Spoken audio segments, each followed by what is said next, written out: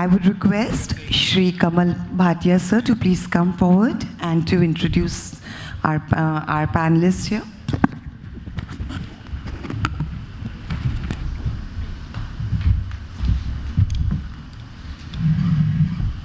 So good morning all. I would like to welcome my fellow panelist, Mr. Sushant Kumar, Mr. Rajib Sen, Shafina Akbar, and Mr. Vinod to please come on stage.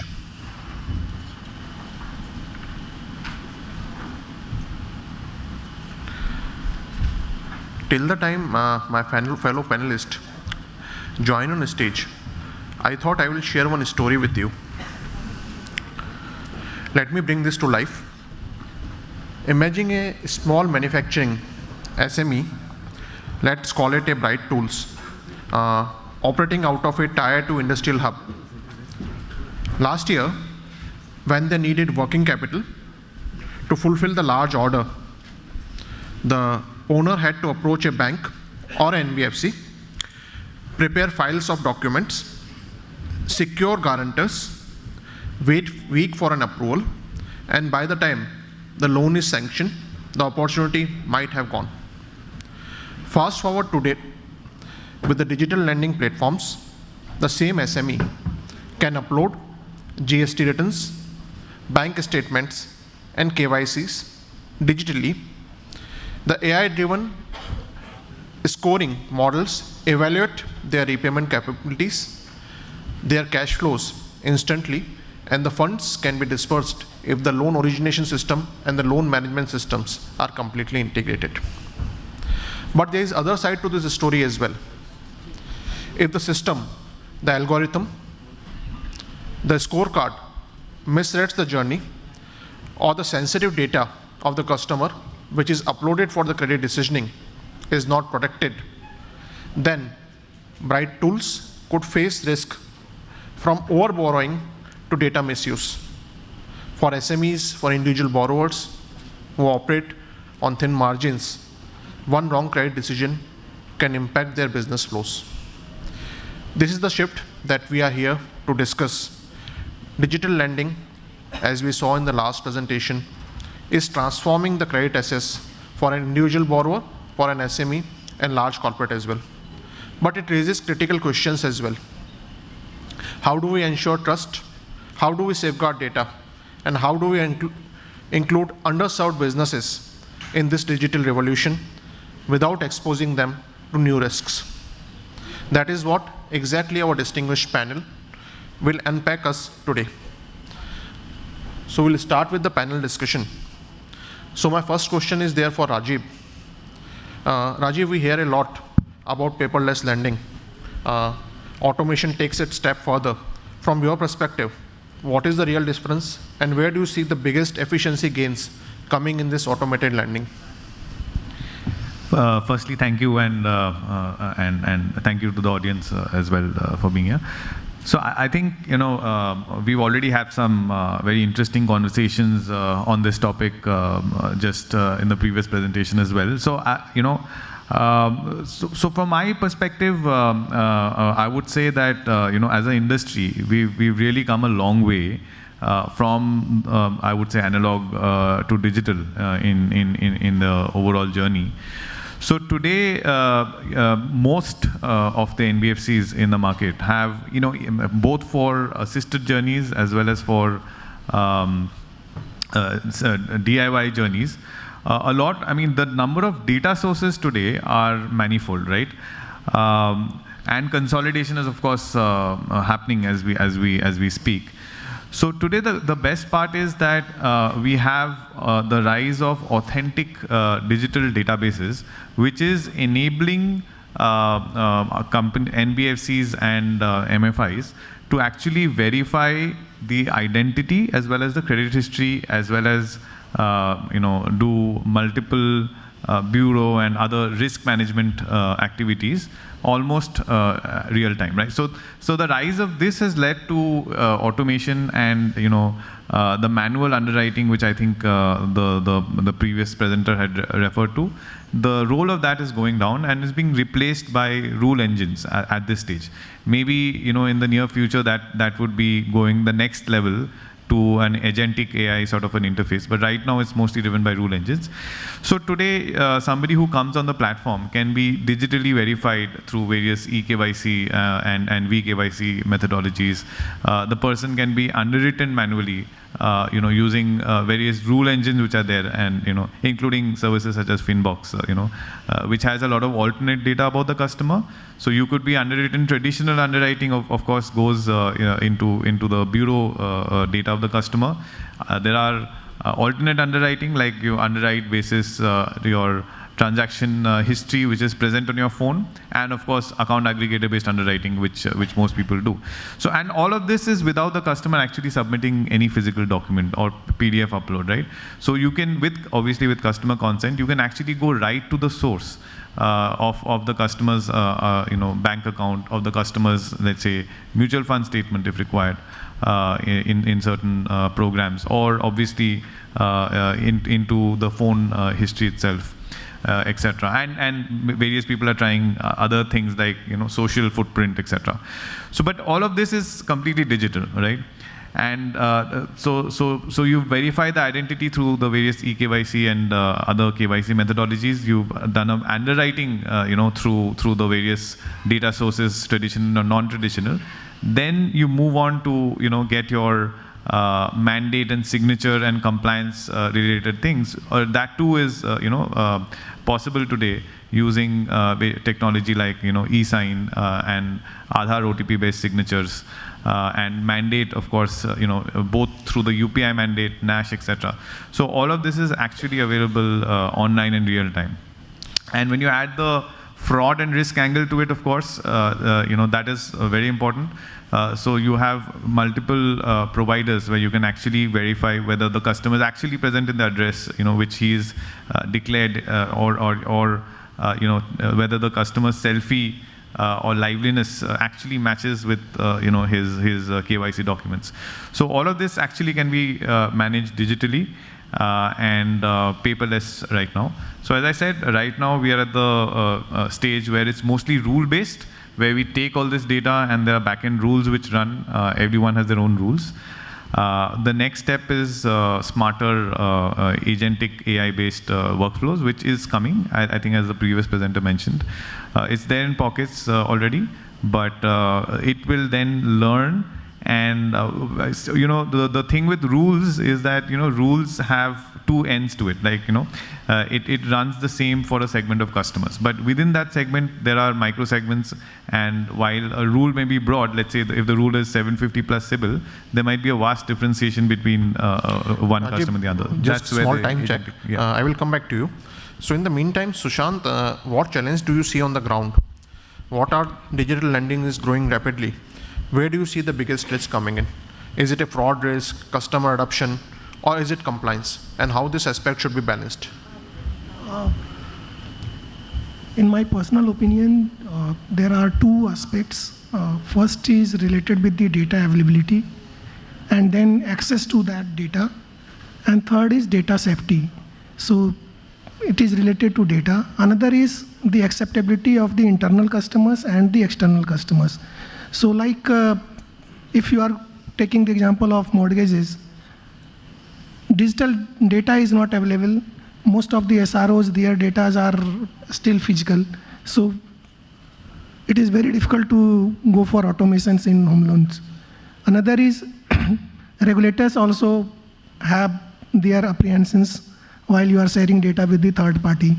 So that also creates a hindrance. So would you say fraud and mis-selling are the growing risk that as we go digital? I don't think so, because I think it will restrict the fraud.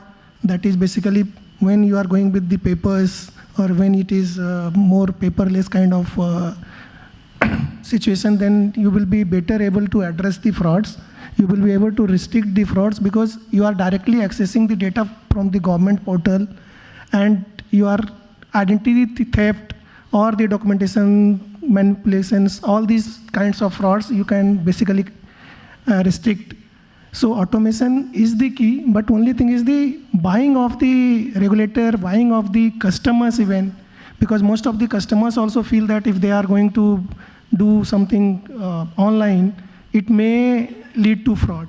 So yes. Even their trust is also not there for the automations. Even internal customers also, like employees also sometimes feels that it's better to check the physical documents rather than going for the automation. So it's overall the trust factor we will have to build within the company, outside the company, to the customers, as well as the trust of the regulators.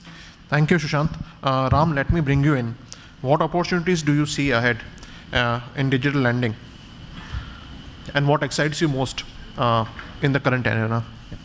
Thanks, thanks, Kamal. It's audible, right? It's on, right? Yeah, sorry. Thank you.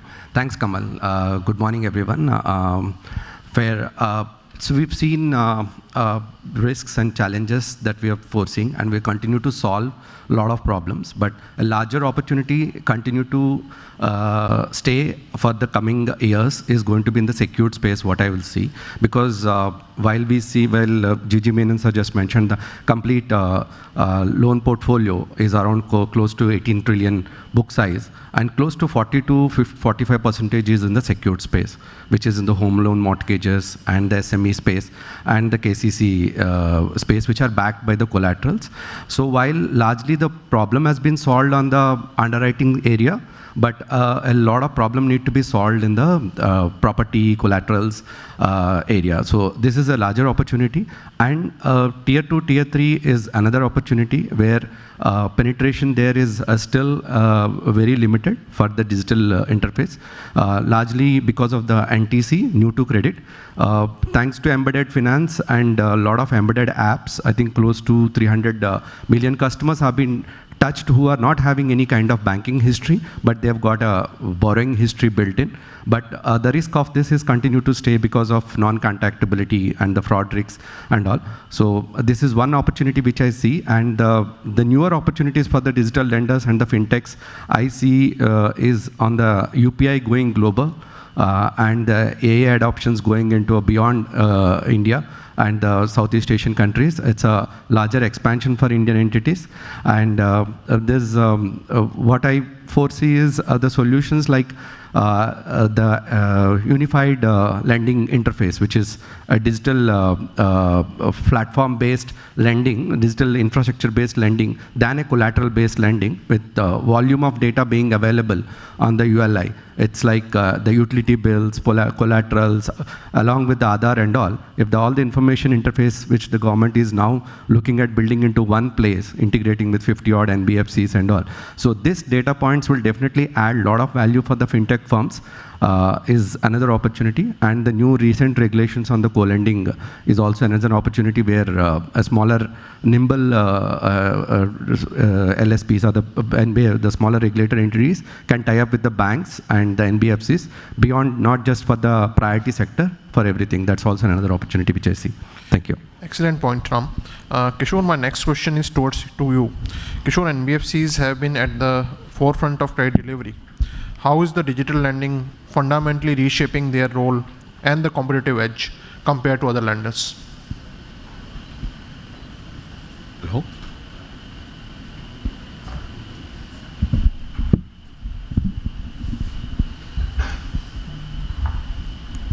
Hello. Yeah, good morning, everyone. Thanks to Cymex for this opportunity. So, of course, Mr. Gigi started the note with what is happening on the NBFC front and how NBFC is serving on behalf of the banks where they are not able to reach. Now, if you see, under the need of the hour is like we have to reach to the nook and corner of the places, and that is where people need a lot of equip themselves with the technology and other things, because they cannot reach everywhere with their own resources. Now that is where this part of digital space is coming to picture, where technology is playing a major role. And today if you see, There are so many places people are reaching. One is the underserved are getting access to the various financial needs of them, which were not there earlier able to do that. And once this is getting done, at the same time, from the NBFC organization's perspective, they cannot have branches or everywhere they need not have their own people. So that is where the BC arms coming to picture, and especially major, lot of NBFCs, apart from serving the major tier 2 or tier 3, they are now having a business in the tier 4 and tier 5, especially on the MFIs also. What is happening, the scenario is earlier, people were having many things within them and they were not able to convert. Either it can be a property or that can be our gold or whatever it is. Now that is what is they are trying to convert it. Now this is a space where NBFCs are playing a major role. To reach that, how the shaping is happening is now various sources of doing the credit analysis coming, that is because of the technology advancement. So not of the traditional way of what the credit scoring was done. That is one part. The second part is the people are able to reach them with lesser operational expenses.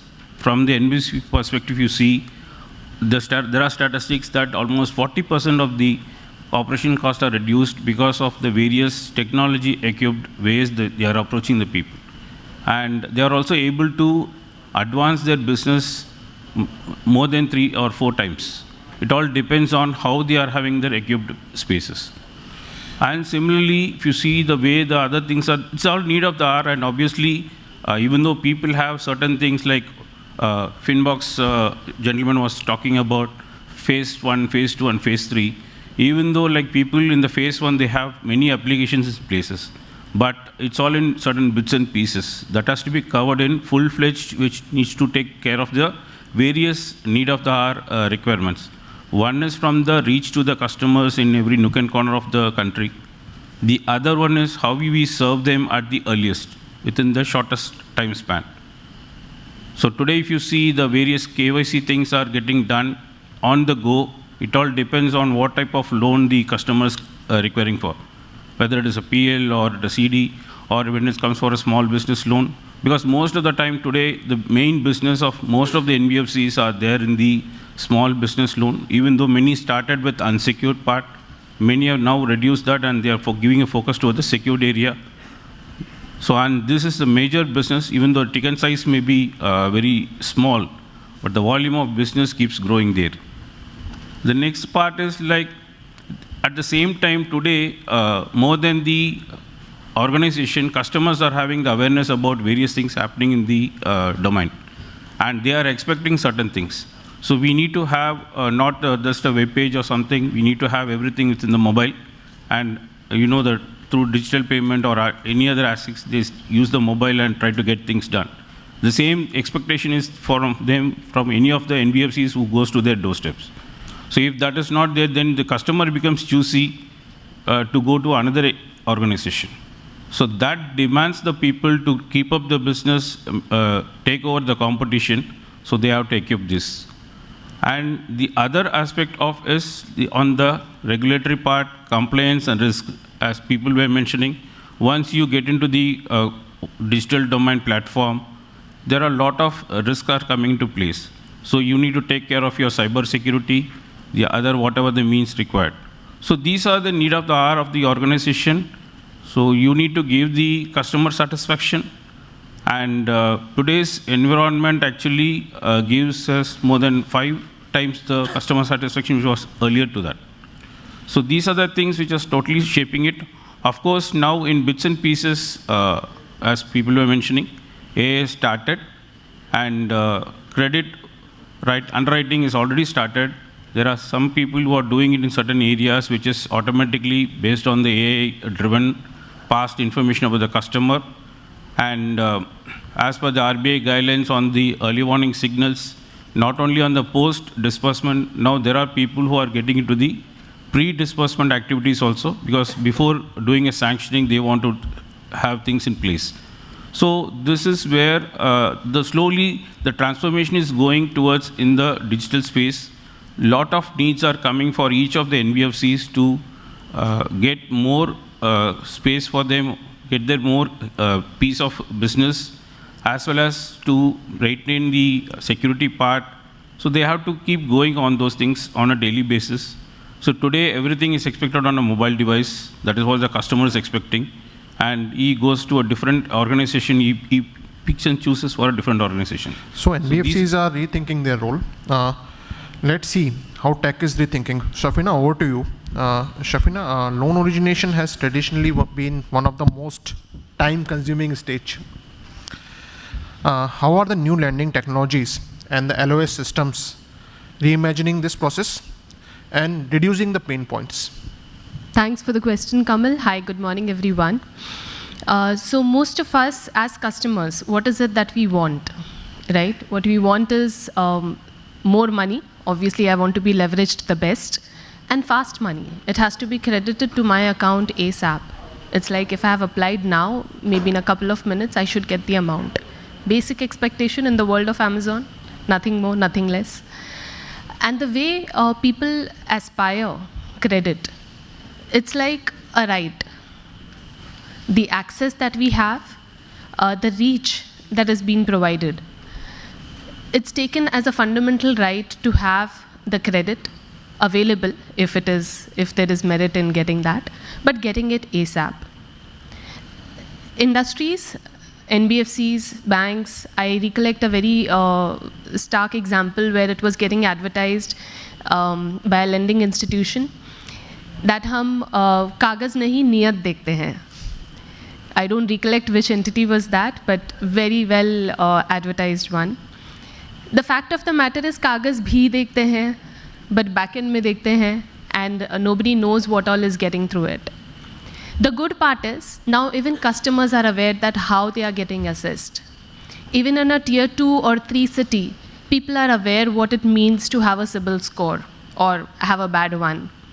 Collection teams use that as a tool to intimate customers that in case you are not going to pay up, your CIBIL gets impacted. So awareness, knowledge, I think enough and more across the board. For us, how we can simplify it is only to give that transparency in these 7 inches, which all of us carry all over. So giving that transparency, giving that upfront information, ensuring that customers are on board. Frankly, a lending customer or a borrower, so to say, need not worry about the validations as such, because you're getting money, and as long as money has come in, you should be good. There's nothing that you're investing, which is in other businesses. But still, customers want to be doubly sure about what are the asterisks they are signing in, what are the terms and conditions they are signing in. Regulators, again, are trying their best to make it as transparent as possible with all the KFS announced, with all the regulations in favor of the customers, whether it's handing over the property papers on time, whether it's interest on interest. Every regulation has been passed out in keeping in focus the customer. So with all these things on board, the only option we as entities, NBFCs, banks, is to ensure a seamless, transparent, digital-first journey. Whether it's taking on an application, processing the application, giving a credit score, assessing the amount which has to be going out, the FCU checks, end-to-end digital journey is something that we have to offer. And I think most of the NBFCs are learning really fast from their fintech counterparts, and we are reaching that point now. This is the way to go by, Kamal, and I think it's only going to the next level with AI and ML on board. Thanks. So great insight, Shafina. Do you, Ram, from your tech lens, where are the RPA and machine learning and AI interventions coming in the lending space? So, it's a like Srijan has rightly mentioned, the way we are, the decision piece where it's largely moving on to from a rule base to an intelligence base. So with the emergence of Gen AI and a lot of LLMs are available and people are building across and solving problems. A new way definitely we'll all see, but the areas which we generally everyone would like to look at is starting from sourcing a customer at a prospective customer sourcing basis by what actually they're doing their searches and what kind of interest they're carrying, and basis that the loan offering. So the customization so that your drop-offs are limited. I think this is one of the area which a lot of LSPs are looking at. And second thing, while underwriting, majority of them are heavily dependent on the today, the complete decision making is dependent on various data, but limited predictive piece is there. That is getting added, which would give some kind of fraud risk, a future potential fraud risk, and collection risk can be reduced. That is coming in. And heavy piece on the RPA piece is also heavily deployed for the collection and operative intensity for the banking and the credit card space, and including NBFCs with larger space, where they're seeing a huge opportunity into reducing the operational load with RPA. So these are various things which we see, but major thing which we, with the models now, all the institutions solving this problem, and the RBI putting on the free AI framework, and also making it a responsible AI and explainable AI, which makes it so that everyone build it, but also being available and being responsible and they do what they do, so that the data privacy being taken care. So this is something which everyone is solving, and we'll definitely see more detailed discussions in the future summits on this. Thank you. Thank you, Ram. Vinod, let's build on what Ram stated. With AI in lending decisions, if I may play the devil's advocate here, does the faster always means better when it comes to credit decisions? Not necessarily. Am I audible? Hello. Yeah, so not necessarily. So a quick background. So Shriram Finance is a 50-year-old organization, and our asset class that we cater to is very different from the other NBFCs, or rather the banks who serve these kind of customers. I serve a customer whom banks would not even touch with a barge pole. So these are typically the untested class, and we've been with them for a very long time. So we've been a very late entrant into the AI game, right? So it was by design, by purpose, because we never wanted to jump into the bandwagon just because everybody is doing it. There was another reason also, because we are a legacy organization. We were a very physical model for a very long period of time.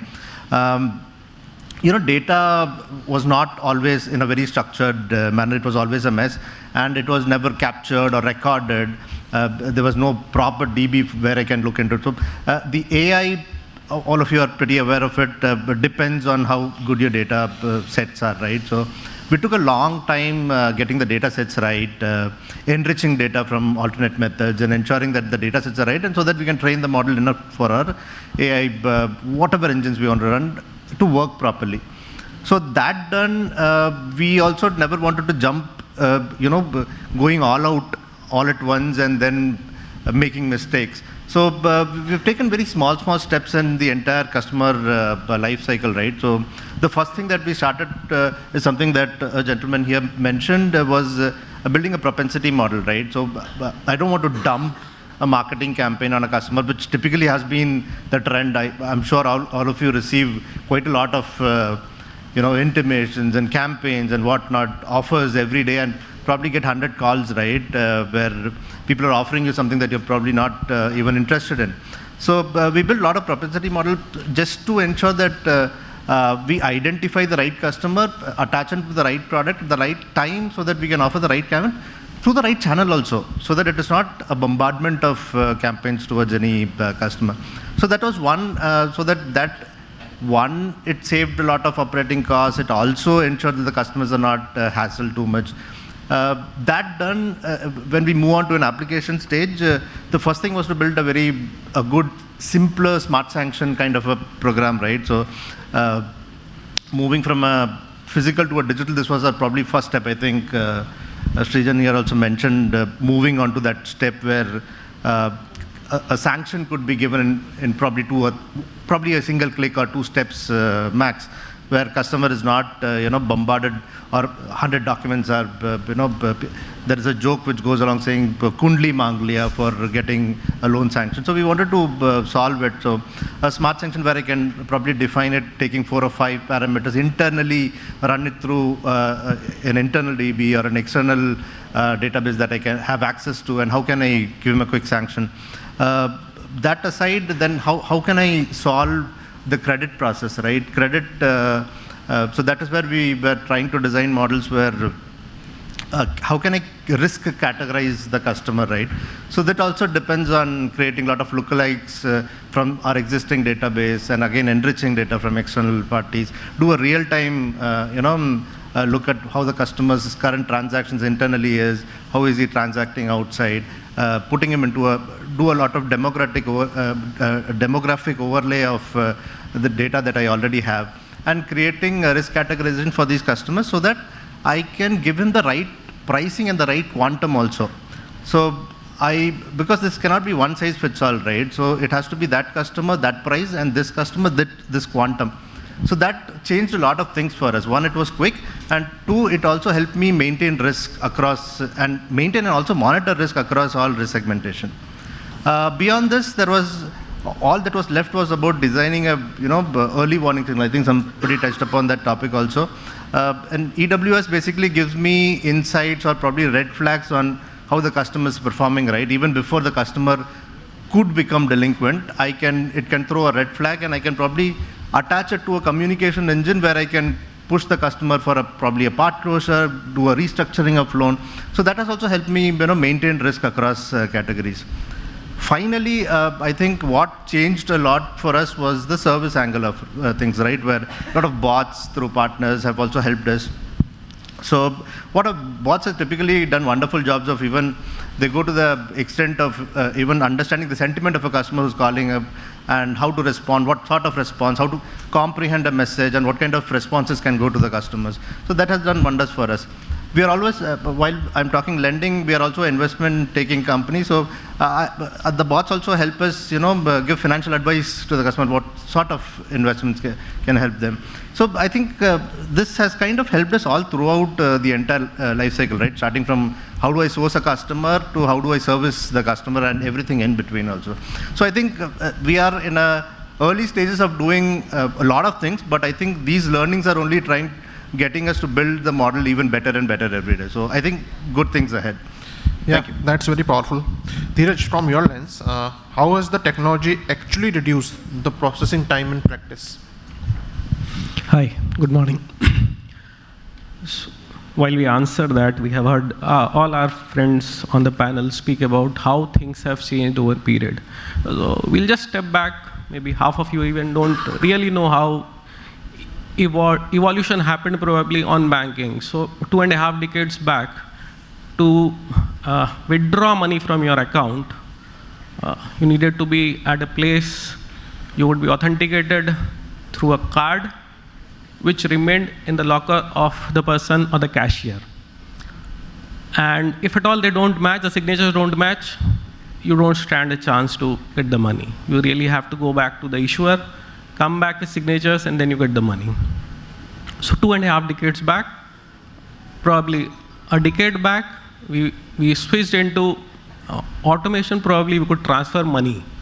So when I say 2.5 decades back, even if you had money in your bank account on Friday and it is 3:30, you have to wait till Monday to get your money.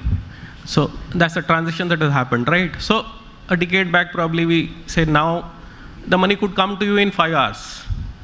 From your own account to you being able to use it, or to you being able to send it to somebody, it was, say NEFT had a 2-hour window or 4-hour window. It got reduced. We had IMPS now. So the transition on the banking side also has sort of given that impetus or the mindset change to customers, entities like us in the financial services, that what else?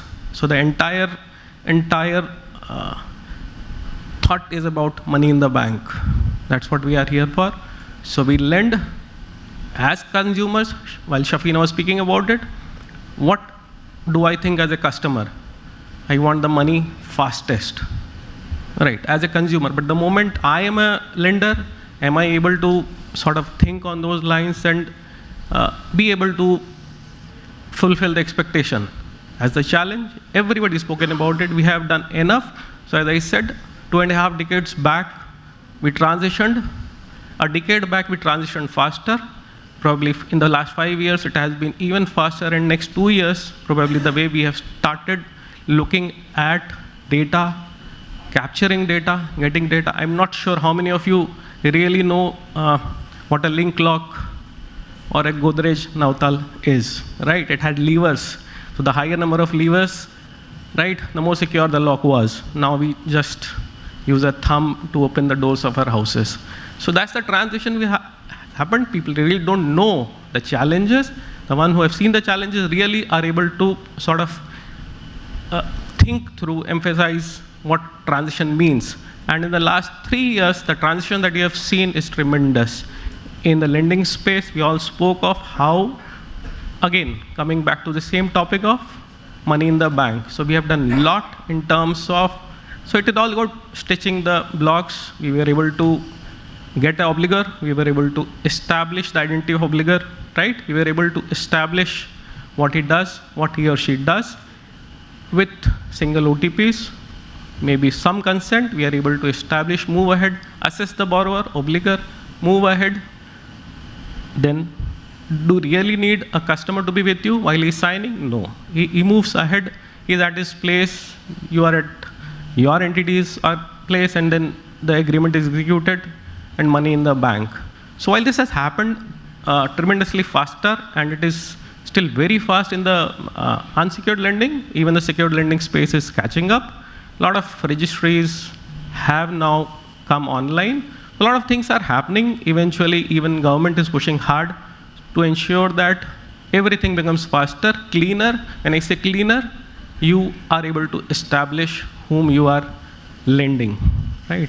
Very simple example of one of the service providers in the country has said, okay, now your telecom operator says, whosoever is calling you, you will be able to identify it, right? So CLI. So you really do not want to then go ahead and establish, yes, am I speaking to the right person or somebody is impersonating? So all these things have happened. We have taken a large leap ahead, but yes, there has to be caution. When we had faces, we could really differentiate between some sort of intuition, which systems really don't differentiate on, right? So there was a face. Now that face is faceless as we move ahead, but we should at least have a face. When I say face, all our technologies in a way have to be functional when needed, because there has to be a fallback. Do we have a fallback? Because you are serving somebody who's out there looking out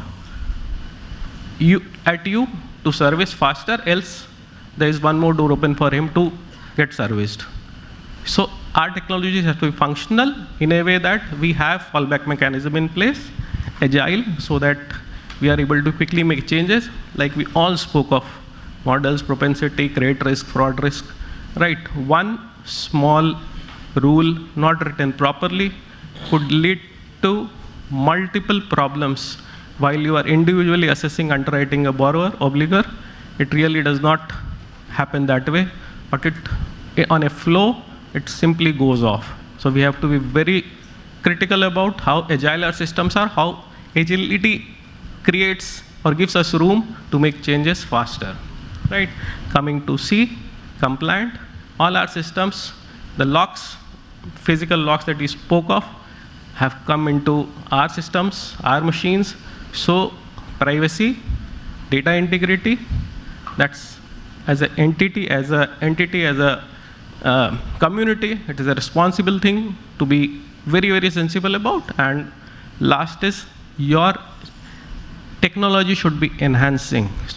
How does it really empower you, enhance you, your capabilities faster? Because as I said, 15 years, 25 years was something that took a check to be cleared through the cashier's window. Now it is faster. So how are we able to adopt and make changes faster is what matters. And things have moved very fast. So 25 years have now wrapped up in 2.5 years. Probably next 1 year could be next 2-3 years could be really game changer? Thanks. So friends, just to wrap up, the message from the panel is clear. Digital lending is not just about the speed. It is about balancing innovation with responsibility. For millions of customers, be it in corporate, SMEs, individual space, credit is lifeline and trust is non-negotiable. Likewise, we have, after each panel discussion, we have questions towards the panel. We have one question towards audience, just one, and you can engage with the panel in the break. By show of hands, how many of you have applied for a loan digitally?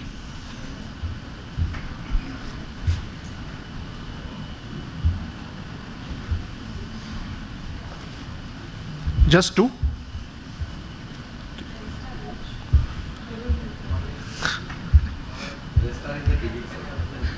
No. Everybody will have some sort of borrowing. Nah? So that's what I wanted to understand after this discussion on digital lending, 4 of us. So the revolution, the change is yet to come on the ground. With this, I'm wrapping up this panel discussion. Thank you all fellow panelists for the insights and to all of you for being part of this important conversation. Thank you. Thank you, Kamal sir. Thank you all the dignitaries here on the stage. And now I would request Mr. Sanup Shashidharanji, Product Lead from Sentinel and FinCorp, to please come forward on the stage to do the felicitations.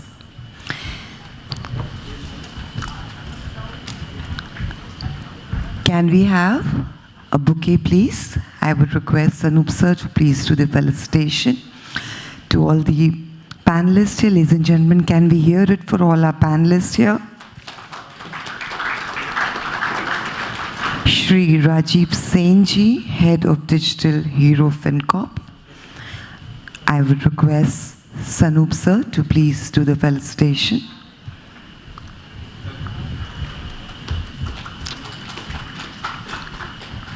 We have with us Mr. Ram Kolli ji, EVP Credit Saison India.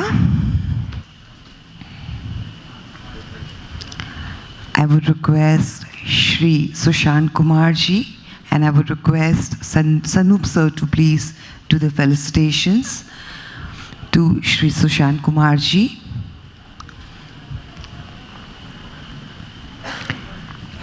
I would request to do the felicitation to Ma'am Shafina ji, Shafina Akbar ji.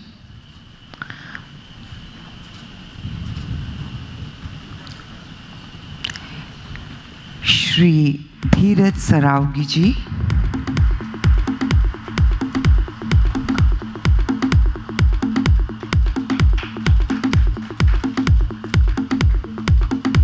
Shri Vinod Kumar ji.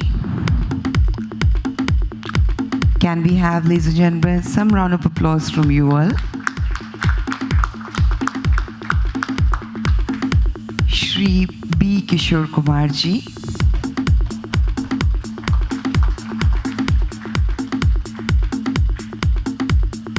And Shri Kamal Bhatia sir.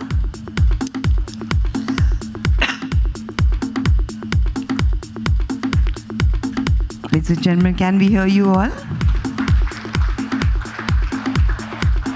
I would request Sanup sir and all the dignitaries to please be here on the stage for a photo op.